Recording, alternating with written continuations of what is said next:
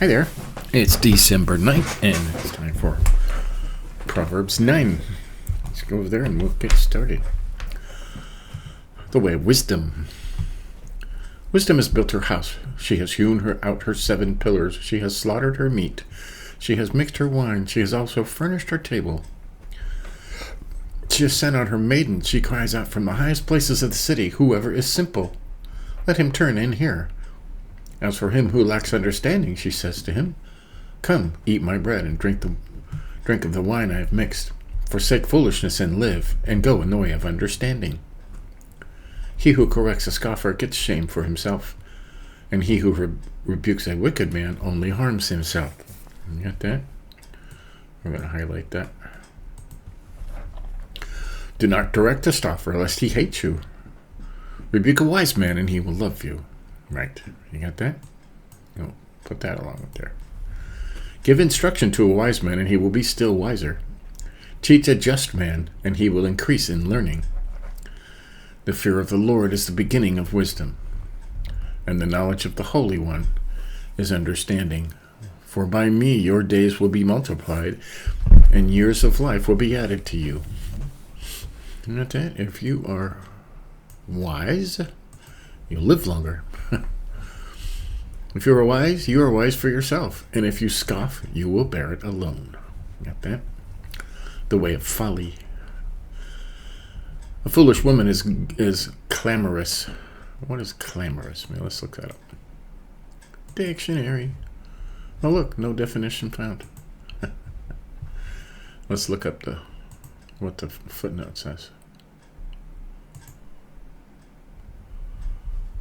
Be boisterous. Okay? A foolish woman is boisterous or clamorous. She is simple and knows nothing. For she sits at the door of her house on a seat by the highest places of the city to call to those who pass by, who go straight on their way. Whoever is simple, let him turn in here. As for him who lacks understanding, she says to him, stolen water is sweet, and water eaten in secret, and bread eaten in secret is pleasant. But he does not know that the dead are there, that her guests are in the depths of hell. Like that.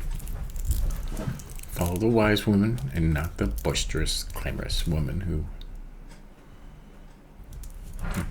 So 9 was a very short chapter. And this will be a very short video, right?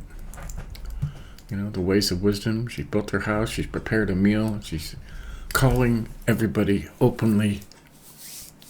The simple-minded people that want to learn, come in and learn.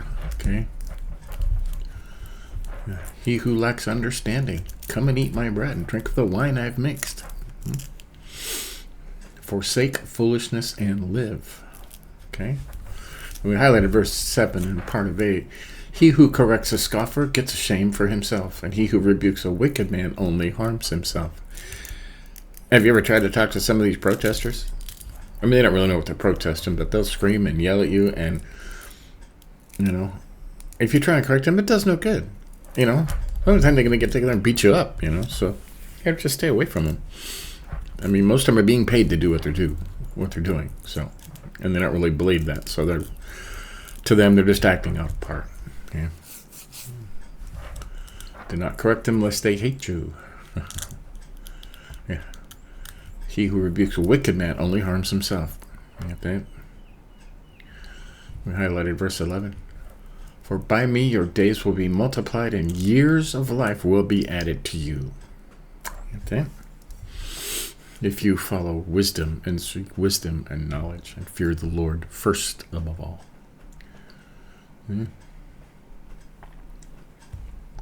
But if you don't, if you follow the way of folly and follow these crowds that don't know what they're talking about, you